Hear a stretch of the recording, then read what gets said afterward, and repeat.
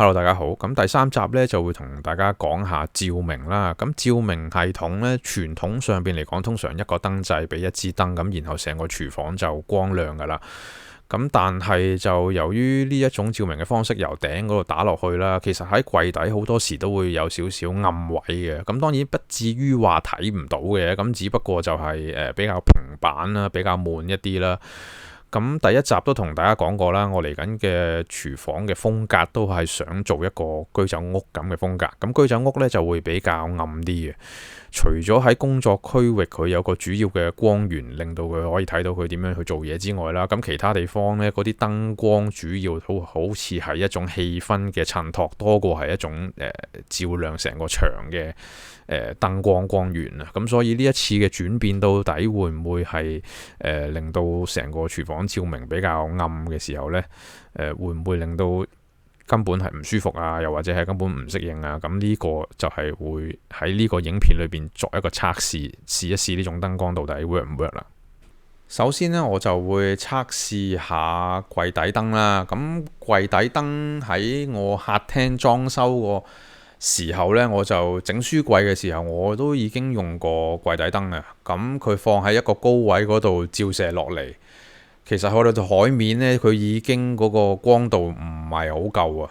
咁作為一個氣氛燈咁去用，我覺得就冇問題嘅。咁但係我呢次喺廚房裝修，我想作為一個主要嘅光源咁樣去利用呢一種櫃底燈嘅話呢，我就真係有個疑問啊。咁為咗解開呢個疑問啦，咁當然最實際嘅方法就係走去買落嚟試一試啦。咁大家見到側邊嗰度我都係cap 埋嗰個喺圖嗰度嘅資料啦。咁其實佢哋買呢個櫃底燈主要嘅分類嘅方式呢，就唔係話你要買幾多火嘅，而係要買幾多 cm 長度嘅燈帶。咁到底佢幾多火呢？其實佢就冇講啊。咁變咗我都唔知道到底我要買幾大火數。咁但係反正喺嗰個長度底下，我都係得一個選擇㗎啦。即係佢又冇話你譬如買30cm 長，佢又冇話30cm 底下會有7火、8火、10火，冇呢啲選擇。咁因此我只係能夠斷估買落嚟試一試。咁購買嘅過程其實都唔困難嘅，主要你都係揀咗個長度之後啦。咁其實同個客服講翻你想要啲乜嘢配件，即係意思就係話，譬如你開關你係要用感應開關啦，光暗感應嘅開關啦，定係好似我咁買個掣翻嚟撳呢？咁然後佢要用幾大火數嗰啲呢，佢全部都會同你配好晒嘅，就唔需要自己話去計算到底我要買幾大先至啱匹配得到呢，就唔需要煩呢啲嘢嘅。咁買完落嚟啦，咁喺現場安裝好之後啦，咁好簡單，其實我就揾啲膠紙啊，又或者揾啲地方可以夾得到，揾個夾夾住佢，咁喺嗰個而家嘅櫃底嗰度呢，咁我就已經可以進行測試。咁試完之後呢，肯定咗呢件嘢係 OK，咁先至裝上個櫃，咁就萬無一失咯。咁而家呢，就去駁燈啦，咁有一個接收器，咁有一個發射器。電源線再加埋火牛，咁啊而家過去接線先。咁基本上嚟講呢，呢啲嘢嘅設計都好簡單嘅啦。即係如果你話呢個插，佢只係得一個窿可以插到嘅啫。咁如果佢其他窿係插唔到嘅話呢，就即係唔使裝啦。咁所以呢，就一定係唔會插錯嘅。咁另外呢，就係呢邊就係 LED 啦。LED 同樣啦，咁佢好多個位嘅，是但插一個都得噶啦，冇乜所謂嘅。因為佢一個火牛咧可以供應俾好多嘅燈帶嘅。咁插完之後啦，就係電源線啦。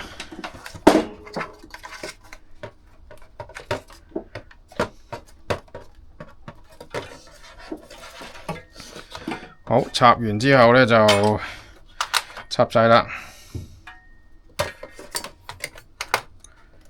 插完就係開燈，好，着咗。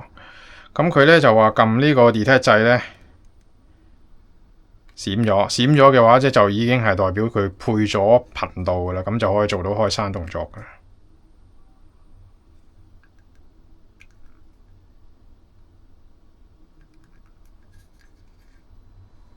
OK。咁而家呢度開咗啦，咁其實見到呢個燈嘅光線都好充足啊，即係其實比我想象之中仲要光啊，因為而家喺天花嗰支燈都仲未搞完，咁而家呢一個其實已經可以照亮台面啦。咁由於佢係斜向牆身嗰度射光啦，我覺得到時呢條燈帶我會盡可能靠出邊去安裝，咁令到佢個光線可以射多啲落個台面度啦。咁如果太貼牆嘅話，佢撞落去台面，除非你係白色台面啦，如果唔係你就變咗着唔到噶啦。咁佢呢啲輕觸式嘅開關掣，到時求其揾個位裝咗佢擺度又得，咩都得啦。OK，咁而家呢個測試算係成功噶啦。咁呢個燈帶同埋呢個光度我都接受到嘅，咁所以就唔需要再買大啲火數嘅燈帶啦。咁我哋咧就而家就拆咗呢支燈先啦。咁啊拆燈首先第一步梗係要熄咗支燈先啦。咁啊熄咗支燈，又開翻支燈照住。OK。咁呢盞燈咧，其實就嗰陣時喺旺角啲燈飾鋪嗰度買嘅。咁後邊呢有4口螺絲啦。嗰陣時喺旺角啲燈飾鋪啦，啲上樓啦，旗艦店嚟嘅，好似有2層喺啲街角位，1500蚊一支。咁嗰陣時咧，即係覺得呢個款好似都 OK 啊，咁咪買啦，係咪先？1500蚊咁攞上手咧，就得個紙皮箱，冇牌子冇成。咁我都覺得奇怪啦，1500蚊都唔係低價啦，即係買眼咁嘅燈，連個 logo 都冇，係咪先？有啲怪咯。咁跟住攞到翻屋企裝好用緊，然後有一日有個朋友上嚟見到話：喂，淘寶買嘅喎，幾錢啊？我話唔係啊，旺角買㗎，大哥。話旺角唔係啊嘛？呢啲貨色喺旺角買。咁跟住咧就上去淘淘嗰度睇啦，睇完之後真係啊，淘淘嗰度有啊。LED 燈咧，其實用耐咗之後，佢就會有啲衰減啦，即係會變暗啊。咁開頭咧呢眼燈咧，其實我買咗2支，咁就擺咗喺廳嗰度用啊。咁用下用下，發覺越嚟越暗嘅時候咧，個廳都唔夠照啊，咁就變咗拆鬼咗。一支就俾咗我老豆啦，咁另外一支就裝咗而家喺呢個廚房位嗰度。咁裝喺廚房位細咗嘛，個地方細咗，咁咪夠光咯。咁但係而家拆咗之後咧，我都唔諗住掉啊。咁始終都金屬殼，睇落都又仲正常着緊。咁咪裝落去另外一個房嗰度用啦。通常都係啲燈飾都係咁噶啦，褪嚟褪去，將啲平嘅渣嘅舊嘅褪走，咁就將啲新少少嘅就留翻用咯。咁拆線嘅時候咧，呢條藍色嘅地線就包翻膠布啦。就算你冇開燈都好啦，包翻膠布就穩陣少少咯。4個螺絲拆咗之後咧，咁就螺絲窿就要揾啲白英泥啊、補牆灰啊嗰啲就補翻嘅啦。咁中間呢支燈咧，我就會安裝做路軌射燈嘅。咁以前佢就係一個主要嘅照明啦，而家咧佢就會係一個輔助嘅照明。咁安裝嘅方法好簡單啦，定位、轉窿，然後打膠質、收螺絲，咁就可以將條路軌固定噶啦。咁呢條路軌咧就亦都係將來成個廚房裝修裏邊咧，即係算係第一個完成嘅部分啦，就唔會再有任何更改噶啦。咁喺安裝嗰啲射燈嘅時候咧，我就揀咗一款可以變焦嘅射燈。